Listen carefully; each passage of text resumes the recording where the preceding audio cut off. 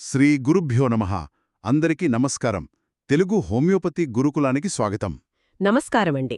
ఈరోజు మనం క్లాసికల్ హోమియోపతిలోని అత్యంత కీలకమైన, అంటే ఒక రకంగా చెప్పాలంటే చికిత్సను పూర్తిగా మలుపు తిప్పే ఒక అద్భుతమైన కేస్ స్టడీని విశ్లేషించుకోబోతున్నాం. హ్మ్, ఈ సమగ్ర విశ్లేషణలోకి వెళ్లే ముందు మనం ఒక ముఖ్యమైన విషయం మాట్లాడుకోవాలి కదా. ఈ అద్భుతమైన జ్ఞానాన్ని మనకందించిన గురువుగారిని ముందుగా స్మరించుకోవాలి. ఖచ్చితంగా అండి. బెంగళూరులోని హెచ్ఎస్ఆర్ఎఫ్ అంటే హోమియోపతిక్ సెల్ఫ్ రిలయన్స్ ఫోరం వ్యవస్థాపకులు శ్రీ పివి సత్యనారాయణ గారిని మనం అత్యంత భక్తి శ్రద్ధలతో గుర్తు చేసుకోవాలి. అవును, హెచ్ఎస్ఆర్ఎఫ్ అనేది ఒక అద్భుతమైన స్వచ్ఛంద సేవా సంస్థ. సత్యనారాయణ గారు గత 44 సంవత్సరాలకు పైగా ఉచిత క్లినికల్ సేవలు అందిస్తూ నిజంగా ఎంతోమంది రోగులకు ప్రాణదానం చేశారు. నిజమే. ఒక గురుశిష్య పరంపరలో ఆయన అందించిన ఈ అమూల్యమైన జ్ఞానానికి మనం హృదయపూర్వక కృతజ్ఞతలు తెలుపుకోవాలి. ఆయన క్లినికల్ రికార్డుల నుంచే ఈరోజు మనం ఈ ముఖ్యమైన కేస్ స్టడీని తీసుకోబోతున్నాం. ఇప్పుడు నాకు పెద్ద సందేహముంది. నా దగ్గర ఉన్న ఈ కేస్ రికార్డుల ప్రకారం ఇది ఆస్టియోఆర్థరైటిస్ స్టేజ్ 4, అంటే మోకాలికీలు పూర్తిగా అరిగిపోయి నడవలేని స్థితిలో ఉన్న వృద్ధులకు మోకాలి మార్పిడి శస్త్రచికిత్స, అదే నీ రీప్లేస్మెంట్ సర్జరీ లేకుండా కేవలం హోమియోపతి ద్వారా నయం చేయవచ్చా? అంటే చూడండి, దీనికి సూటిగా అవును లేదా కాదు అని మనం చెప్పలేము. ఎందుకంటే ఇది పూర్తిగా రోగి ఇచ్చే ఖచ్చితమైన సమాచారంపైనే ఆధారపడి ఉంటుంది. ఓహో, అంటే రోగి చెప్పే వివరాలే కీలకమంటారా? మరి ఆ వివరాలేమిటో ఆ కేసు సారాంశం చూస్తే అర్థమవుతుందేమో. ఖచ్చితంగా. ఈ సవాల్ను మరింత స్పష్టంగా అర్థం చేసుకోవడానికి ఆ నిర్దిష్టమైన కేసును చూద్దాం.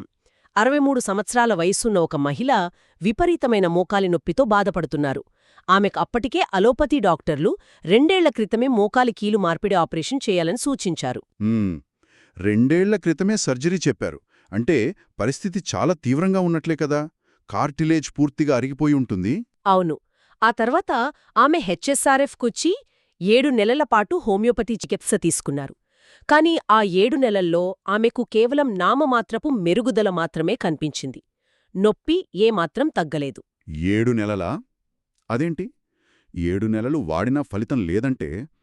ఇది ఎలా ఉందంటే ఒక మొక్కకు నెలల తరబడి నీరు పోసినా అది ఏమాత్రం పెరగకపోవడంతో సమానం. అంటే మనం ఎక్కడో ఒక ప్రాథమిక తప్పు చేస్తున్నామని అర్థం కదా. భలే చెప్పారు. సరిగ్గా అదే జరిగింది. చికిత్స ఎందుకు విఫలమవుతోందో అని డాక్టర్లు తలలు పట్టుకుంటున్న సమయంలో ఇక్కడే గురువుగారు జోక్యం చేసుకున్నారు. రోగి యొక్క ఉష్ణ, శీతల ప్రభావాలను అంటే థర్మల్ మొడాలిటీస్ని సరిగ్గా గమనించాలని వారు సూచించారు. ఓహో, థర్మల్ మొడాలిటీస్ అంటే ఆవిడికి వేడి పడుతుందా లేదా చల్లదనం పడుతుందా అని గమనించమన్నారా? అవును. అప్పుడే ఈ కేసులో ఒక కీలక మలుపు తిరిగింది. ఒక ఆశ్చర్యకరమైన నిజం బయటపడింది. 7 నెలలపాటు ఆ రోగి పూర్తిగా తప్పు సమాచారం ఇచ్చిందని తేలింది. ఏంటి, తప్పు సమాచారం ఇచ్చారా? అంటే ఉద్దేశపూర్వకంగా అబద్ధం చెప్పారా ఏంటి? నొప్పితో బాధపడేవారెవరైనా అలా ఎందుకు చేస్తారు? కాదు, ఉద్దేశపూర్వకంగా కాదు. వేడి కాపడం పెడితే తనకు ఉపశమనంగా ఉందని ఆమె డాక్టర్లకు చెబుతూ వచ్చింది. కాని వాస్తవానికి ఆమెకు ఐస్తో అంటే మంచుగడ్డలతో కాపడం పెడితేనే ఎక్కువ ఉపశమనం కలుగుతోంది. అంటే వేడి వల్ల తగ్గుతుంది అనుకోని ఆవిడ తప్పుగా చెప్పారు. దానివల్ల డాక్టర్లు తప్పు మందులిచ్చారు, అంతేనా? ఖచ్చితంగా అండి. సాధారణంగా కీళ్లనొప్పులున్నవారు వేడి నీటి స్నానం చేస్తే ఆ క్షణానికి కండరాలు వదిలై హాయిగా ఉంటుంది. దాన్నే అసలైన ఉపశమనం అనుకుని ఆమె పదే పదే వేడిపడుతోంది అని చెప్పింది. మరి ఆవిడకు నిజంగా ఐస్ పడుతుంది అని గురువుగారు ఎలా నిర్ధారించారు? కేవలం రోగి మాటలపైనే ఆధారపడితే మళ్ళీ తప్పు జరగొచ్చు కదా.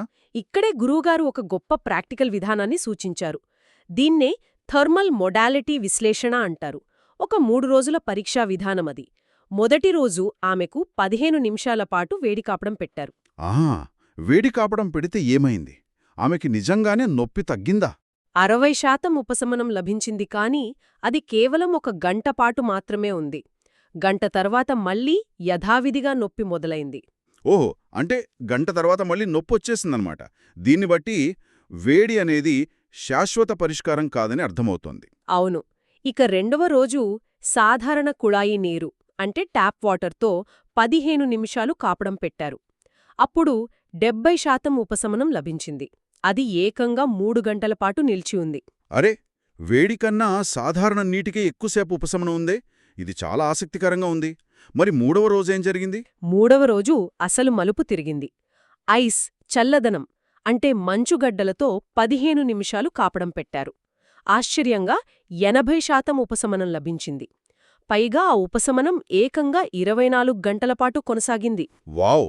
24 గంటలా? ఇది నిజంగా నమ్మశక్యంగా లేదు. అంటే ఆవిడ లోపలి కణజాలం పూర్తిగా చల్లదనాన్ని కోరుకుంటోందన్నమాట. ఇక్కడే మనం క్లినికల్ ప్రాముఖ్యతను లోతుగా అర్థం చేసుకోవాలి. ఉపశమనం వెంటనే వచ్చిందా అన్నది ముఖ్యం కాదు. ఆ ఉపశమనం ఎంతకాలం కొనసాగింది అంటే ఆ డ్యూరేషన్ ఆఫ్ రిలీఫ్ అన్నదే సరైన ఔషధ ఎంపికకు అసలైన ఆధారం. హ్మ్. ఈ ఉదాహరణ చూస్తుంటే థర్మల్ మోడాలిటీల ప్రాముఖ్యత ఎంత లోతైనదో అర్థమవుతోంది. అసలు క్లాసికల్ హోమియోపతిలో దీనికి ఎందుకంత ప్రాధాన్యత ఇస్తారు? మిగతా లక్షణాల కన్నా ఇదే ఎందుకు ముఖ్యం? హోమియోపతిలో ఈ థర్మల్ మోడాలిటీలు అత్యంత కీలకమైన జనరల్స్. డాక్టర్ హానిమన్ తత్వశాస్త్రం ప్రకారం జనరల్స్ అంటే మొత్తం రోగి తత్వానికి సంబంధించిన లక్షణాలు. తప్పు మోడాలిటీని ఎంచుకున్నామంటే ఖచ్చితంగా తప్పు మందుని ఎంచుకోవడమే. అంటే రోగులు తమ లక్షణాలను గమనించడంలో చేసే ఒక చిన్న పొరపాటు చికిత్స మొత్తాన్ని తప్పుదారి పట్టిస్తుందన్నమాట. ఇన్ని రోజులు ఆ మహిళకు వేడి పడుతోందనుకుని వేడితత్వానికి సంబంధించిన మందులివ్వడం వల్లే ఆవిడకు తగ్గలేదు, అంతేనా? అవునండి. రోగులు చేసే ఈ నిర్లక్ష్యం, డాక్టర్లు దాన్ని సరిగ్గా ధృవీకరించుకోకపోవడం వల్లే బయట చాలా కేసులు విఫలమవుతూ ఉంటాయి. అందుకే డాక్టర్లు ఎప్పుడూ రోగి మాటలను గుడ్డిగా నమ్మకుండా నిర్ధారించుకోవాలి. అద్భుతమండి. మరి సరైన మోడాలిటీ అంటే ఆవిడకు చల్లదనం పడుతుందని తెలిసాక చికిత్సా విధానంలో ఎలాంటి మార్పులు చేశారు? ఎప్పుడైతే చల్లదనం వల్ల దీర్ఘకాలిక ఉపశమనం కలుగుతుందని నిర్ధారణ అయ్యిందో గురూగారు వెంటనే చికిత్సా ప్రోటోకాల్ మార్చారు. పల్సటిల్లా 30, అలాగే 200 పవర్లలో మరియు లీడంపాల్ 30, 200 పవర్లలో ఔషధాలను ఎంపిక చేశారు. ఓహో, పల్సటిల్లా మరియు లీడంపాల్, ఈ రెండే ఎందుకు? ఆ ఎంపిక వెనుకున్న లాజిక్ ఏంటి? రోగి యొక్క శారీరక, మానసిక తత్వం అంటే కాన్స్టిట్యూషన్ మరియు ఈ శీతల మొడాలిటీ ఆధారంగానే ఈ ఎంపిక జరిగింది. చల్లదనం వల్ల ఉపశమనం వస్తుంది అన్న ఆ ఒక్క లక్షణమే ఔషధ ఎంపికకు సరైన దిశను చూపించింది. మరి మాస్టర్ గారి మెటీరియా మెడికా ఆధారంగా చూసుకుంటే ఈ మందుల లక్షణాలను కాస్త విడమర్చి చెబుతారా? అసలు ముందుగా పల్సటిల్లా ఎందుకిచ్చారు? చూడండి, పల్సటిల్లా రోగుల మనస్తత్వం చాలా మృదువుగా ఉంటుంది. చిన్న విషయానికే ఏడుస్తారు. వారి లక్షణాలు ఎప్పటికప్పుడు మారిపోతూ ఉంటాయి. ముఖ్యంగా వారికి చల్లని గాలిలో లేదా చల్లని ప్రదేశంలో ఉంటే చాలా ఉపశమనం కలుగుతుంది. ఇవన్నీ ఆ మహిళా కాన్స్టిట్యూషన్కి సరిగ్గా సరిపోయాయి. ఓహో, అంటే ముందు ఆవిడ మానసిక తత్వం, వాతావరణ ప్రభావం పల్సటిల్లకు సరిపోయాయి కాబట్టి దాన్ని ఎంచుకున్నారు. మరి లీడంపాల్ సంగతేంటి? కీళ్లనొప్పుల గురించి దీని ప్రత్యేకత ఏమిటి? లీడంపాల్ అనేది కీళ్ల నొప్పులు, గౌట్ లాంటి వ్యాధులకు ఒక అద్భుతమైన మందండి. దీని ముఖ్య లక్షణమేంటంటే నొప్పులు సాధారణంగా పాదాల నుండి పైకి ప్రయాణిస్తాయి. అవునా? నొప్పులు కింద నుంచి పైకి వెళ్తాయా? ఇది విచిత్రంగా ఉందే. అవును. పైగా కీళ్లను ఐక్స్ లాంటి అత్యంత చల్లని నీటిలో ఉంచితేనే వీరికుపశమనం కలుగుతుంది. దీంట్లో ఇంకో విచిత్రమేంటంటే పైకి ముట్టుకుంటే చర్మం చల్లగానే ఉంటుంది కాని లోపల కణజాలంలో విపరీతమైన మంట ఉంటుంది. ఓహో, అంటే పైకి చల్లగా ఉన్నా లోపల మంట ఉంటుంది కాబట్టే ఐస్ పెడితే ఆవిడకు 24 గంటలపాటు ఉపశమనం వచ్చిందనమాట. ఇది కణజాలాల్లోకి లోతుగా చొచ్చుకుపోయే నొప్పులకు ఖచ్చితమైన మందు కదా? ఖచ్చితంగా. పంక్చర్ అయినట్లుండే గాయాలకు, డీప్ టిష్యూ అఫినిటీ ఉన్న నొప్పులకు ఇది అద్భుతంగా పనిచేస్తుంది. అరే, ఆవిడ లక్షణాలకు ఈ మందులు అచ్చు గుద్దినట్లు సరిపోయాయన్నమాట. మరి సరైన మందు పడిన తర్వాత ఎలాంటి మార్పు కనిపించింది? ఫాలో అప్ రికార్డులలో ఏముంది? ఆ మార్పు నిజంగా ఆశ్చర్యకరమండి. కేవలం 3 నెలల్లోనే ఆ మహిళ నొప్పుల నుండి విశేషమైన ఉపశమనం పొందింది. వావ్! 3 నెలల్లోనే అంత మార్పు వచ్చిందా?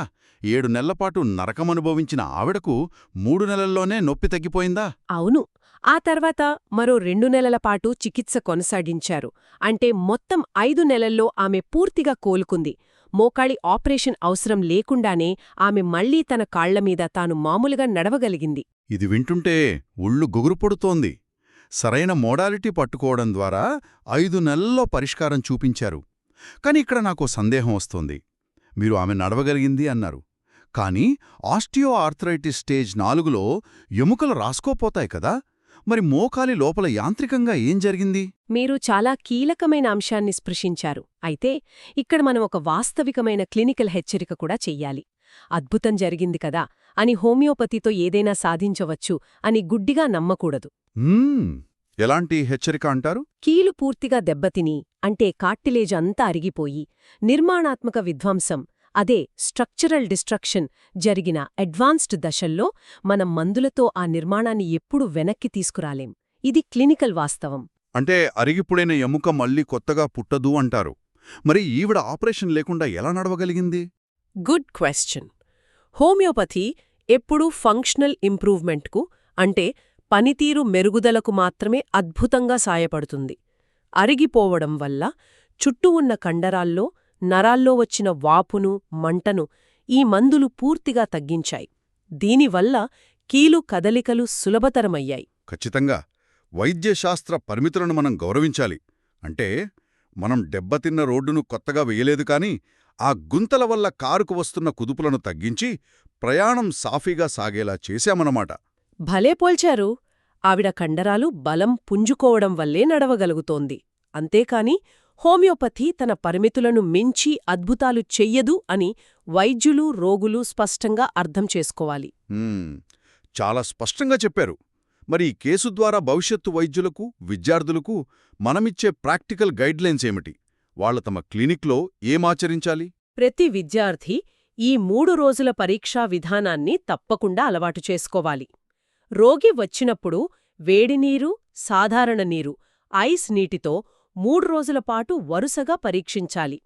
ఎంత శాతం ఉపశమనం లభించింది, ఆ ఉపశమనం ఎంత సమయం నిలిచి ఉంది అని ఖచ్చితంగా నోట్ చేసుకోవాలి. అవును, రోగులు కేవలం మాటల ద్వారా చెప్పేదాన్ని మనం పూర్తిగా గుడ్డిగా నమ్మలేము కదా. క్రాస్ చెక్ చేసుకోవాలి.